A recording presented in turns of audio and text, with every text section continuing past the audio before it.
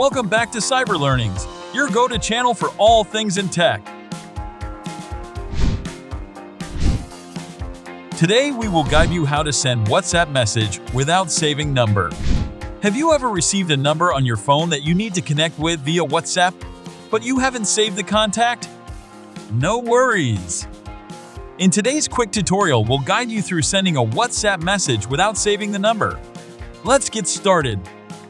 Step 1. First, locate the number in your recent phone call list. Tap on the number and then copy it to your clipboard. Step 2. Open WhatsApp. Did you know you can message yourself? Use this neat trick to your advantage.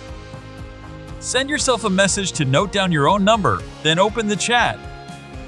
Step 3. Now paste the copy number from your clipboard into the chat. Step 4. After pasting the number, tap on it. This will open a menu with options. Depending on what you want to do, you can select message or call. Step 5. Congratulations! You can now easily reach out to the contact through a WhatsApp message or a call, all without saving their number in your contacts. Stay tuned for more tech tutorials on Cyber Learnings. Don't forget to like, comment, and subscribe for awesome content.